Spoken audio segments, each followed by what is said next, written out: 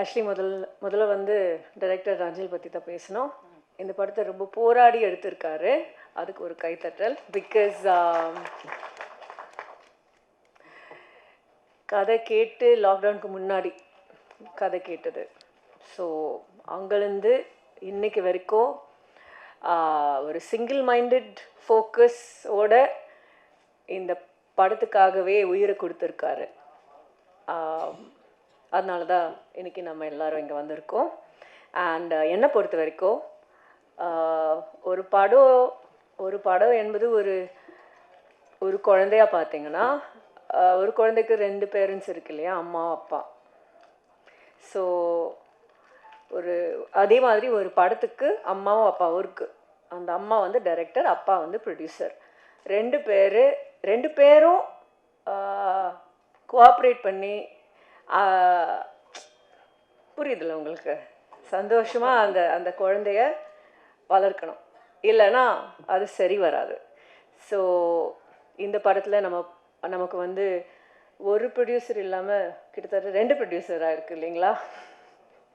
So thank you to both of you for seeing, for holding நஞ்சல்ஸ் hand அப்படின்னு தான் சொல்லணும். அண்ட் நான் அவருக்கு மாரல் சப்போர்ட் கொடுத்துருக்கேன்னு சொல்லியிருக்காரு. அப்படிலாம் ஒன்றும் கிடையாது. அவர் தான் ஐ திங்க், எப்படி சொல்கிறது, ஒரு சில டைரக்டர்ஸ் காஸ்ட் பண்ணும் பொழுது இவங்க இல்லையா, டேட் இல்லையா, சரி அடுத்தவங்க பார்ப்பாங்க.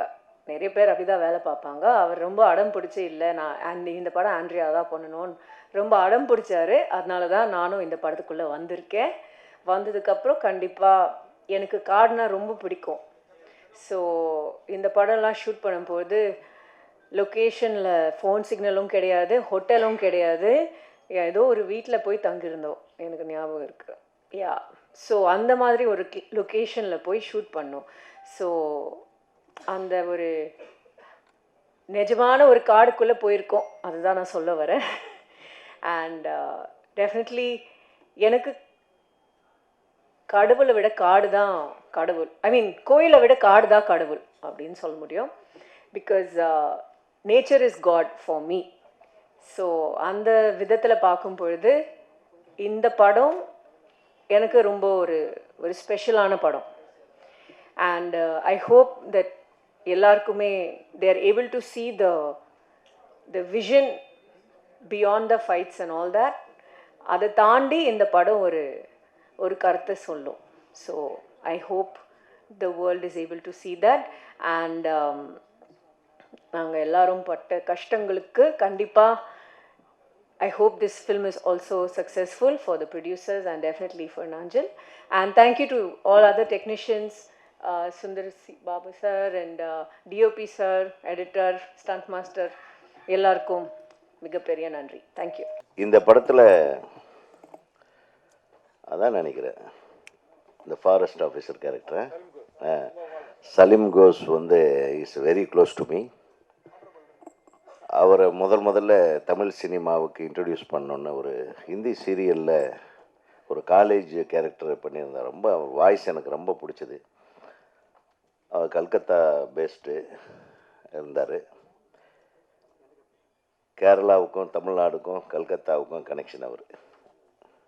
ஸோ அவங்க சிஸ்டர் மூலமாக நான் ஐ brought him to சின்ன கவுண்டர்ன்ற படத்தில் வில்லனாக நடிக்கணும். எதுக்கு சார், என்ன வில்லனா, ஐயோ நான் பண்ண முடியுமா அதெல்லாம் அப்படின்னாரு.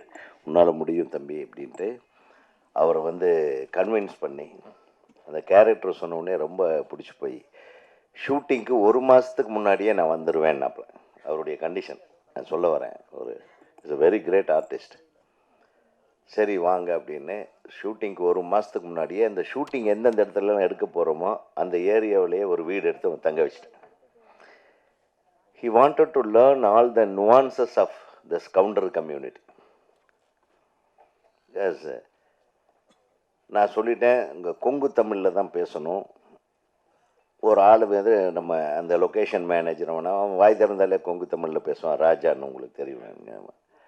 அவனை கூட வச்சு அனுப்பி விட்டேன். ஸோ அவங்களுடைய கேரக்டர் என்ன, அங்கே போயிட்டு வேஷ்டியை கட்டிட்டு அவங்க மாதிரியே சட்டையை போட்டு 1 மாதம் அங்கேயே கிடந்தான். Such a dedicated artist. ரெண்டாவது, இந்த படத்துக்கும் எனக்கும் ஜான் மேக்ஸுக்கும் ஒரு சம்மந்தம் இருக்குது. நான் ஒரு தடவை இவர் நடிச்சிட்டு இருக்காருன்னே நம்ம படத்துலன்னு சொல்லியோ, எனக்கு ரொம்ப க்ளோஸியாக அவன் நம்பரு எனக்கு பிடிச்சி உடனே ஃபோனில் போட்டு கொடுத்தாரு. அப்போ இந்த படம் ஷூட்டிங் முடிஞ்சிடுச்சுன்னு நினைக்கிறேன். ரொம்ப நேரம் பேசிகிட்டு இருந்தோம். அதுக்கப்புறம் தான் அந்த சோகமான நிகழ்வு. கிட்டத்தட்ட 1 வாரம் 10 நாள் இருக்கு. என்னால் நினச்சி கூட பார்க்க முடியல. அவ்வளோ அழகாக அன்பாக பேசிகிட்டு இருந்தார் அவர், நம்மக்கிட்ட இல்லையேன்னு சொல்லி. ஸோ அவருடைய ஆன்மா எப்பவுமே வந்து இந்த படத்தோட சக்ஸஸ் கூட இருக்கும். ஏன்னா அவர் இல்லைன்னா கூட இந்த படத்தின் மூலமாக நான் இருக்கிறேன்றதை காட்டுவான். அந்த மாதிரி ஒரு வெறி பிடிச்ச நடிகன். ஸோ அவரெல்லாம் வந்து உண்மையிலுமே we have to remember this guy.